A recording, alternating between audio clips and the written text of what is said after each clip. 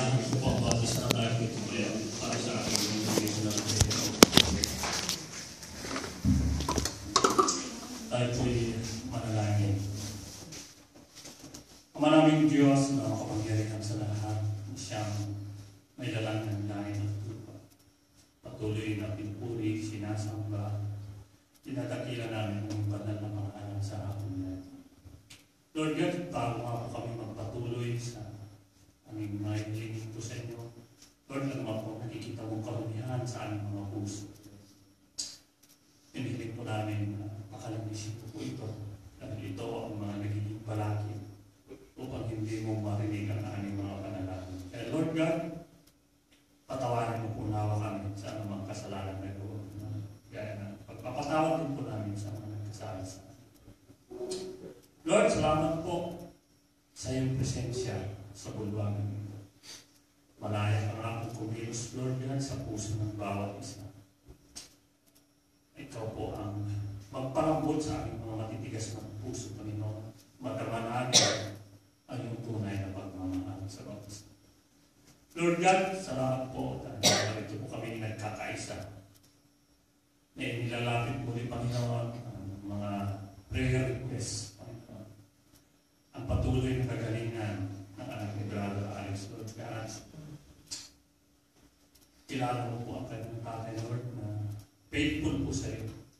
Lord, hinihiling po namin ano man po ang maging resulta ng medical examination sa bata ito, Lord. Itinataas po namin ito sa iyo. Ang iyong kalooban ang siyang masunod, Panginoon. Na ang nais namin, Panginoon, ay hindi na umabot sa operasyon. Ang kalooban mo, ang plano mo pa rin ang susunod, Lord.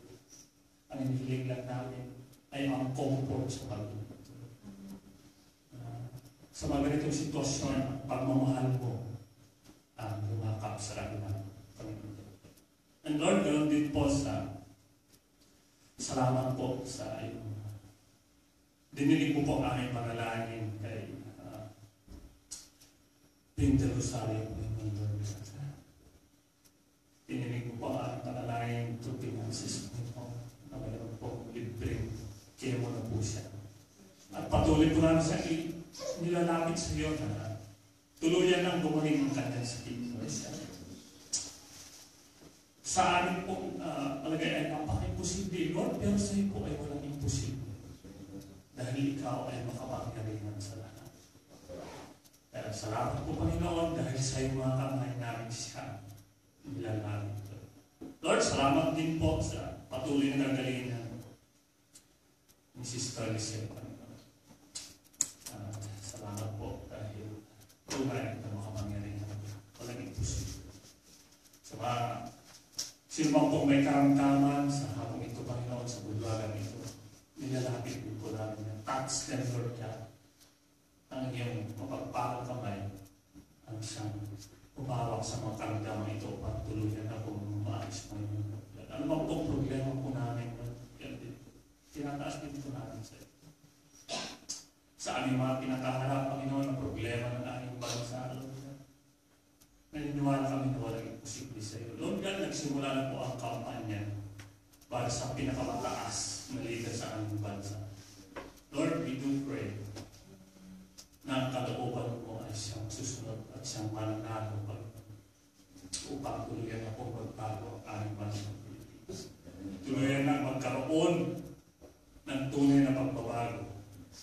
Lord, hindi kami nagsasawang ipag-pray ang aming bansa dahil naniniwala kami na may pag-asa para ang bansang Pilipinas. Lord, nilalapit po namin. Hindi po nilalapit din po namin ang kaibigan ng Sister Valen na si Sherry.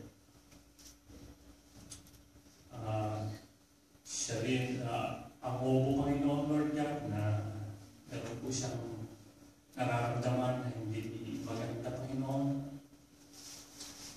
Patuloy na nga po siyang maramdaman na ang pagmamahal mo sa kanyang buhay. Patuloy, Panginoon, na lumapit siya sa iyo. Makilala ka niya at siya ay maglingkod din po sa iyo. Lord, salamat po sa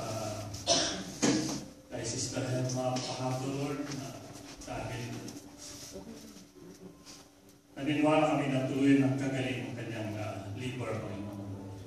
Lord, batid po po, Panginoon,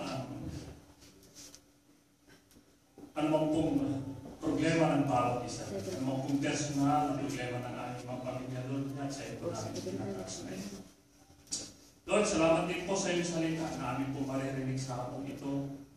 Nawa po ay magrema po ito sa aming puso, sa aming isip upang may pamuhay po namin.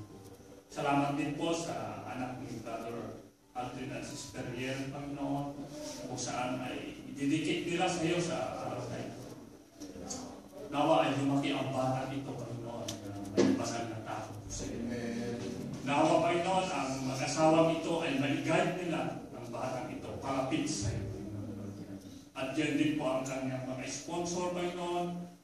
Naniniwala kami na magmula sa araw na ito ay tatanggap sila sa iyo bilang mga tagapagligtas. Amen. Salamat, Panginoon. Huwag mong hayaan